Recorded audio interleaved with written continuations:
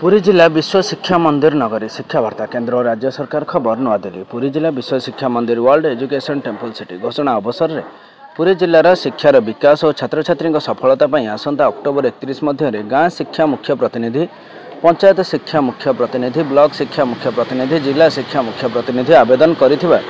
शिक्षा प्रार्थी प्रार्थिनी मध्य चयन कर नूतन शिक्षा प्रार्थी प्रार्थिनी चयन करी शिक्षा प्रतिनिधि, शिक्षा सांबादिक, शिक्षा रिपोर्टर, शिक्षा कर्मी नाम तालिका पुरी जिलापाल निकट में दाखल कर जो प्रार्थी प्रार्थिनी मान नाम जिलापाल निकट में दाखल कर जिलार शिक्षा विकास और छात्र छात्री उन्नति कार्यरत रही। आसंता अक्टोबर 31 मध्य आवेदन करिथिबा ग्राम पंचायत ब्लॉक जिला स्तरीय योग्य शिक्षा प्रार्थी और प्रार्थिनी मानक मध्यरु चयन कराए संध्या 5 घटिका समय शिक्षा मुख्य सैनिक भाव कार्य करने ऑनलाइन माध्यम निर्देशक और संपादक श्रीजुक्त हेमंत कुमार द्वारा नाम घोषणा करा पुरी जिले में चयनित शिक्षा और मीडिया प्रतिनिधि मानक नाम तालिका पुरी जिलापाल निकट में दाखल कर जिलार शिक्षा गुणवत्ता उन्नति और विश्व शिक्षा मॉडल जिला रूपायन पर शिक्षा परिषद गठित हो।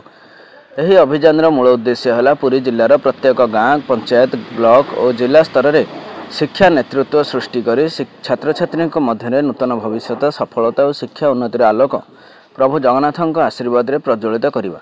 पुरी जिलार समस्त 11 ब्लॉक पुरी सदर, सत्यवादी, ब्रह्मगिरी, गोप, निमापड़ा, काकटपुर, अस्तरंग, कणास, कृष्णप्रसाद, पिपिली और डेलांग और समस्त 366 ग्राम पंचायत स्तरीय और समस्त 1722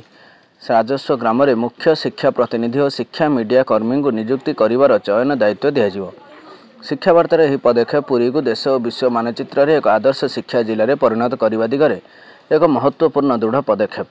नुआदिल्ली रूपेशा कुमारी, ओडिशा स्टेट ब्यूरो सह ओडिशा शिक्षा मीडिया मुख्य कार्यालय अस्तरंग नारायण बारिक, बद्रीनारायण रथ, युवराज मुदुली,